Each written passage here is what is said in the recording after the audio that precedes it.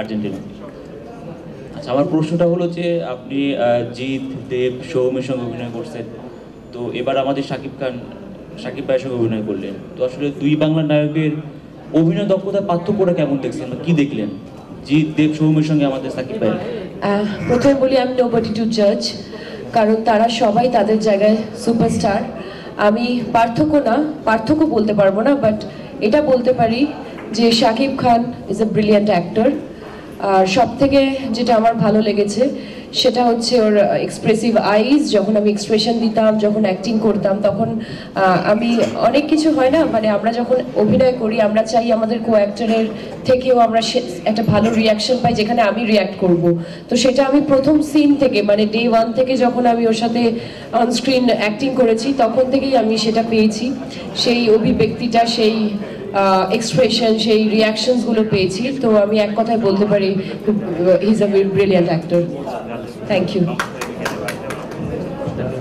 Hello, আমি মিলো, মানব জমিন পত্রিকায় কাজ করি। আমার প্রশ্নটা শাকিব ভাইয়ের কাছে। প্রশ্নটা হচ্ছে, আপনি বলেছেন শ্রাবন্তী আপনার ভালো বন্ধু, তো বন্ধুকে এবার ঢাকা আসার পর আপনি আগে হ্যালো করেছেন না শ্রাবন্তী আগে আপনাকে হ্যালো করেছেন? দুজনই দুজনকে হ্যালো বলে আমরা, মানে আমাদের এখানে তো অনেক রমজান মাসের পুরো বাংলাদেশের চিত্রটাই তো অন্যরকম হয়ে যায়। আমরা সবাই অনেক সংযমী হয়ে যাই। আমাদের যে যেমনই সারা বছর যেমনই থাকি না কেন, যেমন ব্যস্ততার মধ্যেই থাকি না কেন, এই মাসটা আসলে আমরা আমাদের পুরো দেশের চিত্রটাই কিন্তু পাল্টে যায়। আমাদের সকলের মানসিকতাই কিন্তু অনেক অন্যরকম হয়ে যায়।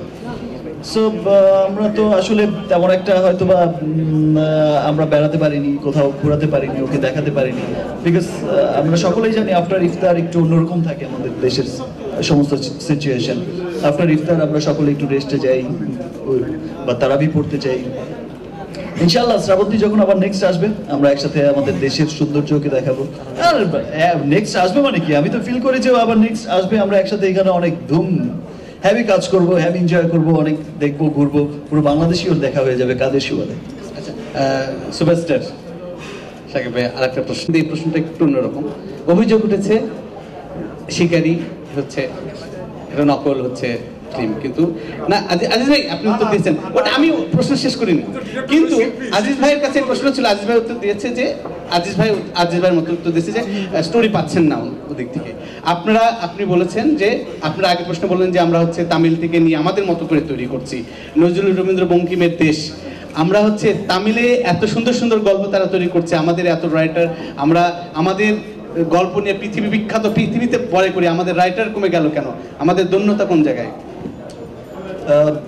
আমরা কমার্শিয়াল মুভিতে অ্যাটলিস্ট আমরা এই গ্লোবালাইজেশনের যুগে আমরা কিন্তু দেখে আসছি যে মানে কমার্শিয়াল বিনোদনধর্মী এই মুভিগুলোতে আমরা দেখি যে পুরো পৃথিবীতে হলিউড দেখা যায় এশিয়া থেকে হচ্ছে গল্প নিচ্ছে। আমরা MI5 যদি দেখি তাহলে একটা টম ক্রুজের কোনো দরকারই ছিল না যে হলিউড থেকে এসে তাকে আবার ইন্ডিয়ান একটা কালচার ঢুকাতে হবে। কেন ঢুকিয়েছে? ফর বিনোদন দেওয়ার জন্য, এখানকার মার্কেটটাকে ধরার জন্য। এশিয়ান কালচারটা অনেক ডেভেলপ করেছে, সেই জন্য সে কিন্তু নিয়েছে, এখান থেকে গল্প নিয়েছে, গল্পের একটা পার্ট রেখেছে। এই বিনোদন মানে আমাদের এই এন্টারটেইনিং মুভিতে এখন কিন্তু তামিল থেকে বলিউড নিয়ে কাজ করছে, তো তাদের ওইখানে কি স্ক্রিপ্ট রাইটার কমে গেছে? নিশ্চয়ই না, তারা পুরো পৃথিবীতে সিনেমা রিলিজ করছে। তো তাদের এত বড় বড় স্ক্রিপ্ট রাইটার থাকতে তারা কেন তামিল থেকে ছবি নিয়ে কাজ করছে? সামহাও এখন মানুষ হয়তো বা তামিলের কিছু অংশ পছন্দ করছে, হয়তো ডান্সিং কোনো বিষয় পছন্দ করছে, ফাইটিং কোনো স্টাইল পছন্দ করছে, সামহাও হয়তো এই জন্য নিচ্ছে। আবার বলিউড থেকে নিয়েও তামিলরা কাজ করছে, আবার বাংলা অনেক সিনেমা থেকে নিয়েও কিন্তু আবার বলিউড কাজ করছে, আবার হলিউডই অনেক সিনেমাও বলিউড করছে। তো এটা আমার কাছে কোনো বড় বিষয় মনে হয় না যে এন্টারটেইনিং মুভির জন্য যে একজন আরেকজনের গল্প দেখে বা অনুপ্রাণিত হয়ে সেই আঙ্গিকে নিজের মতো করে একটি ছবি প্রেজেন্ট করতেই পারে।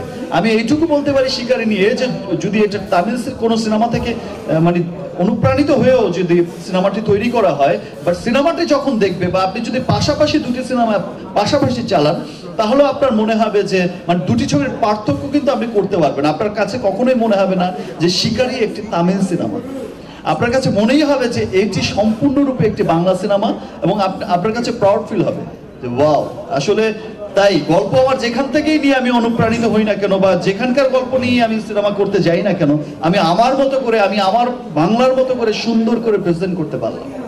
নিশ্চয়ই তামিল ছবিতে, শিকারি দেখলেই বুঝবেন, নিশ্চয়ই তামিল ছবিতে রবীন্দ্রসঙ্গীত ছিল না, বাট আমাদের শিকারিতে আছে। নিশ্চয়ই তামিল ছবিতে আমার দাদি সাদা পাতা দিয়ে পান খায় না, বাট আমার শিকারিতে দাদি সাদা পাতা দিয়ে পান খায়। টোটালি একদম বাংলা একটা সিনেমাকে প্রেজেন্ট করা হয়েছে, এবং আমার বিশ্বাস যে শিকারি যত সিনেমা, মানে শিকারি এই বাংলায় ও বাংলায় যত অডিয়েন্স দেখবে, যারা বাংলাকে ভালোবাসে, যারা প্রকৃত বাঙালি বাংলাকে ভালোবাসে, তারা অনেক প্রাউড ফিল করবে যে অনেকদিন পর একটি ভালো বাংলা সিনেমা দেখলাম, এবং আমার বাংলায় অনেক ভালো বাংলা সিনেমা হয়। আচ্ছা শাকিব ভাই, তখন যে বনে সিংহ একটাই থাকে, বাংলাদেশে 1 নম্বর সিংহ আপনি, আমরাও স্বীকার করি। আমার সাথে বলে আমার কাছে ইউটিউবে আছে, আপনার ইউটিউবে অসুবিধা নেই। ইউটিউবে আমি বললাম বনে সিংহ একটাই থাকে। হ্যাঁ, আপনি বলেছেন আমার সাথে, আমার ইন্টারভিউতে বলেছেন। হ্যাঁ, সেটা লাইভ ছিল? লাইভ ছিল না, রেকর্ড ছিল, রেকর্ড আছে। রেকর্ড ছিল? হ্যাঁ। আচ্ছা, শিকার ধরতে আপনি ওপার গেছেন, ওপার বাংলায় গেছেন, তো ওই 2 বোন মিলে কি একটাই সিংহ থাকবে কি ভবিষ্যতে? আমি মানুষের মধ্যেই থাকতে চাই, আমি বনে যেতে চাই না ভাই, মানুষের মধ্যেই থাকতে চাই। আর কাজ করছি, লেটস সি, দেখা যাক।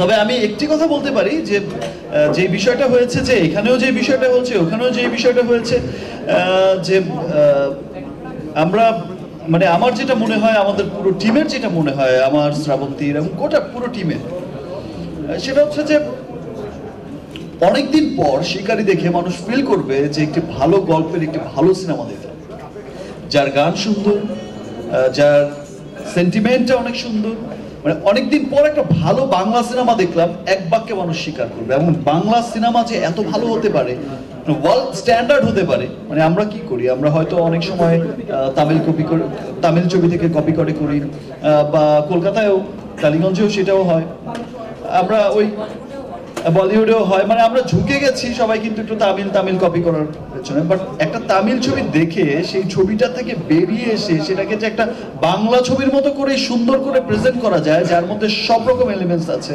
যার মধ্যে অ্যাকশন সিকোয়েন্স দেখলে মনে হয় wow, it's a full action movie, যার পারিবারিক সেন্টিমেন্ট দেখলে, বন্ধন দেখলে মনে হবে it's a family movie, family drama, যার রোম্যান্স দেখলে মনে হবে ইটস এ রোম্যান্টিক মুভি, যে প্রত্যেকটা সেক্টর, মানে প্রত্যেকটা গল্পের প্রত্যেকটা সেক্টর যে এত স্ট্রং, যার গান দেখলে, গান তো আর বলার অপেক্ষাই রাখে না, মাত্র একটি গান রিলিজ হয়েছে।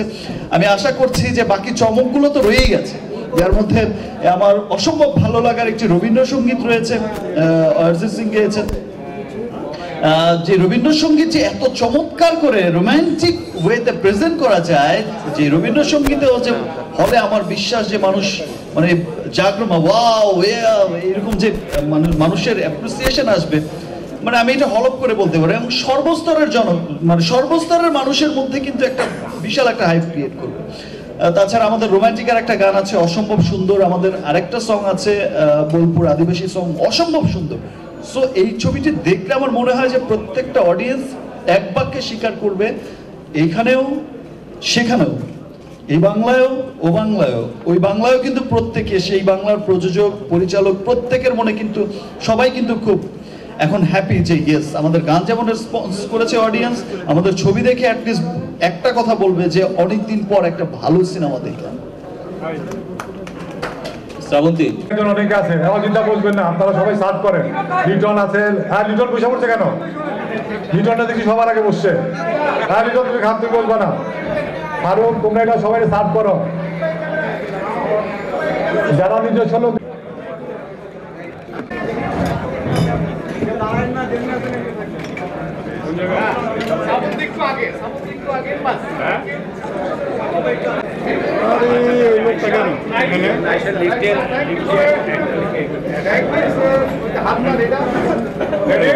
ভাই